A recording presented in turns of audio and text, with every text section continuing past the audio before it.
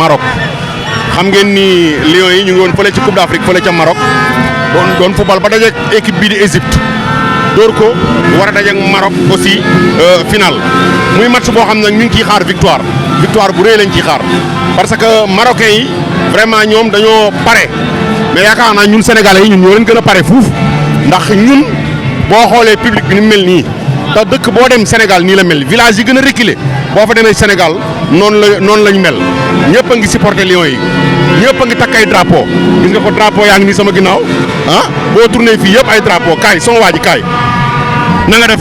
ça va. lu la indi fii. waaw match bi moo ñu indi fii. waaw bilaay pour supporter les Lions. pour supporter les Lions. lan ngay wax coach bi. coach bi baax na de. incha allahu rabbi dañuy am ndam bi. Sadio Mané dina dugal incha allahu rabbi. Sadio Mané dina dugal match bi dina démarrer 1-0. incha allah 1-0 incha allahu rabbi. ayca pour nga Sénégal Maroc.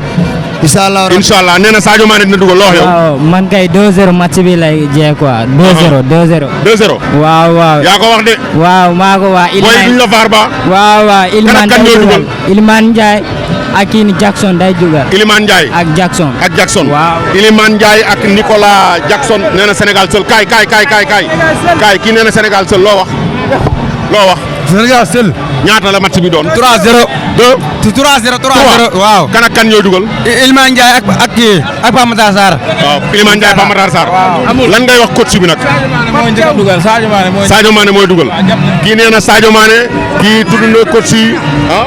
Sadio Mané du dugal dara maa ko wax. Sadio Mané du dugal. Sadio Mané du dugal dara. kan mooy dugal. match bi 2-0 la jeexee kan mooy fi dara. 2-0. jeex na bu yàgg. jeex na booy bi nee na match bi jeex na ba pare. waaw ma ñëw.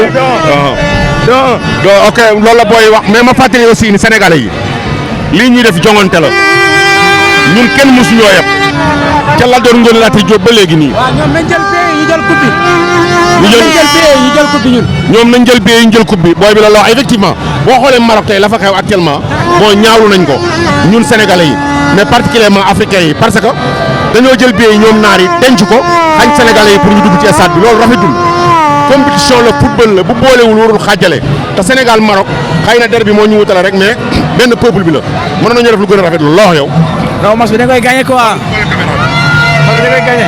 2-1 lay jeexee. waaw. yow loo wax yow.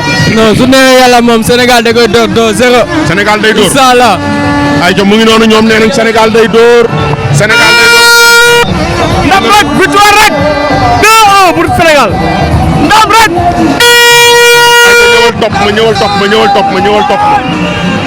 ñëwal topp ma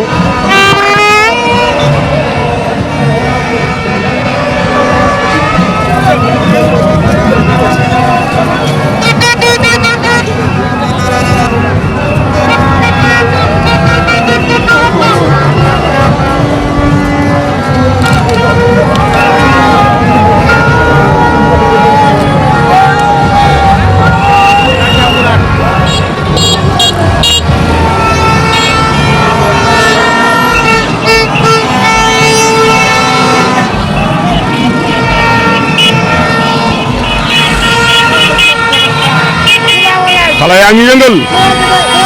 mu ne lan ñëwal fii. 2 lañ ñaan. yàlla nañ ci bi ñëw. mais dama doon Sénégal yi ko amul la 2. waaw 2 rek. même nu la ñu yow soxal moo tax. 2 moo baax. da ngay doon 2 jàmm des. 2 moo baax. moom 2 la wax. xoolal public bi. xoolal public bi. ñëwal fii mu ni lan. ndam rek incha allah bu neexee yàlla. ndam rek ndamu sedd gu incha allah mais Aliou Cissé lan la war a teg. ndax équipe bi doon départ moom lay teg wala dafay changé. non lii baax na xam nga heureusement Sénégal. joueur yu mu yor. xoolal caméra bi. xam Sénégal joueur yu mu yor.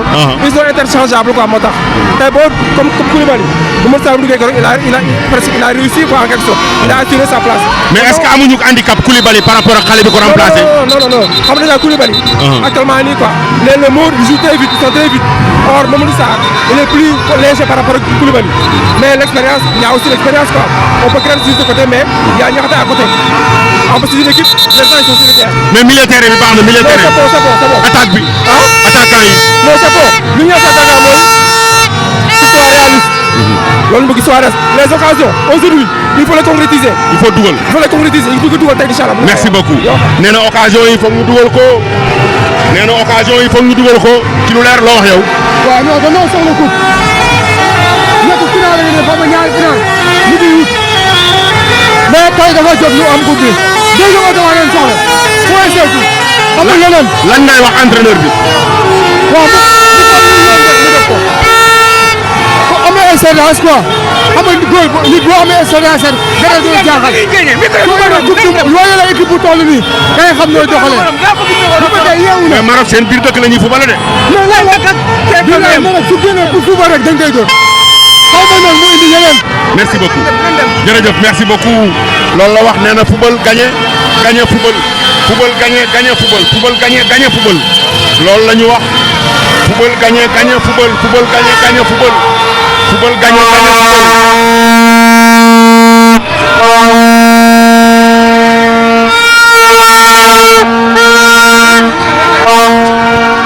loolu la xale yi wax ci kanam tuuti bu match bi jeexee dinañ leen defaat en direct fii ci place de la nation fii histoire la place bi ndax xam ngeen ni fii mooy symbole Sénégal buy def buy célébrer li nga xam ne moom mooy 4 avril fii la koy defee place bi Senghor toog na fi place bi Abdou Diouf toog na fi place bi Abdoulaye Wade toog na fi place bi Macky Sall toog na fi mais place bi président Diomaye Faye aussi toog na fi muy place boo xam ne ni Sénégalais yëpp la ñu daje particulièrement boo xoolee RTS seen loxo yi fële lañ ko samp lépp ko RTS yi monument baa ngi ne fii histoire dafay yàgg am yàgg nañoo dajeeg nit ku ñuul waaye yàgg nañoo dajeeg nit ku weex te saa yu ñu dajeeg ñoom li ñu def mooy jaar seen kaw rek jàll xanaa doo fàtte 1986 Jules François Bocandé Roger Mendy Racine Kane Mamadou Marème Diallo et tant d'autres xanaa doo fàtte 1992 ak yeneen éditions yëpp 2002 dem si yàlla Pape Bouba Diop xanaa da ngay fàtte 2012 xanaa da ngay fàtte 2022